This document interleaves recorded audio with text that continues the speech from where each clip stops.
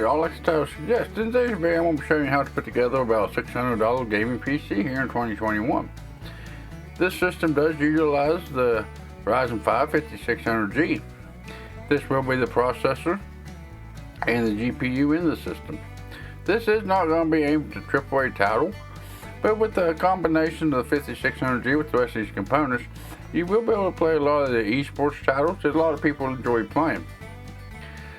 So let me start the time lapse of the build process as I run down through the ports to make up this system. Alright guys, and like I said, the CPU and GPU both is going to be the Ryzen 5 5600G. I will be using the Gigabyte B550M DS3H micro ATX motherboard in this build. I will be using G-Skilled Ripjaws 5 series, 16 gigs. DDR4 memories, 3200 megahertz of CL16. And yes, I know with the Ryzen 5000 series processor, they like the 3600 megahertz speed and a little bit lower cache latency. This is what I got on hand, so this is what I'm going to be using. For the storage, we have the Silicon Power A60 512 gigabyte M.2 NVMe solid state drive. This drive is only at 3x4 speeds. That's alright because the 5600G can only utilize up to 3x4 speeds. So there ain't no sense in spending the money on the 4x4 speeds if the processor can't handle it. For the case, which is someplace you can save some money, I'm going to be using the Fractal Design Focus G case, which this is a full-size ATX case. You can save some money by getting you a micro ATX case, but I do plan on doing some other testing in this on this build, and I will be swapping out the motherboard to a full-size ATX motherboard.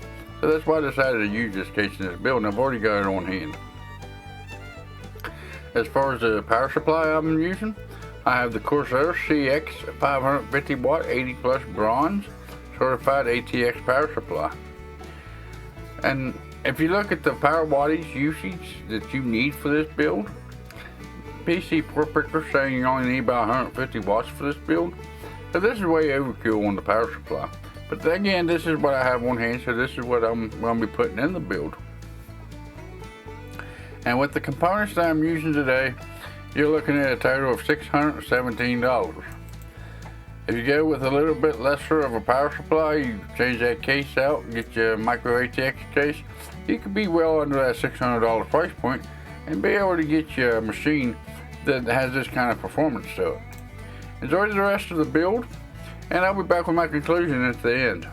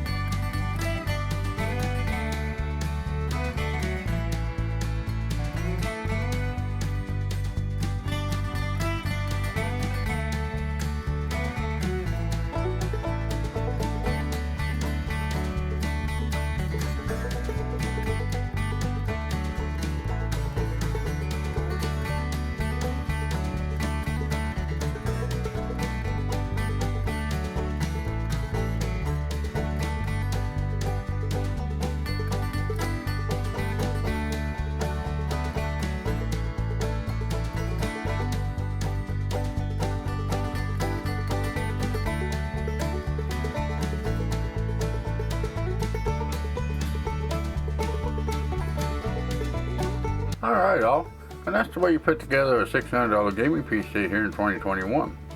Like I've already said, this ain't a AAA title gamer. You ain't gonna be able to play AAA titles on this PC. This is using the integrated graphics.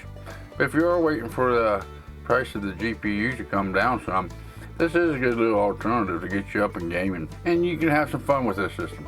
And I believe once them prices come down on the GPUs and they actually become available, I believe this CPU will be able to handle a modest, maybe even higher end GPU once they become available. If you like this kind of content, go down and give me a like. If not, there's that dislike button. There's also a comment section below. I go through them every Saturday here on my live stream, 11 o'clock Eastern Standard Time in the US.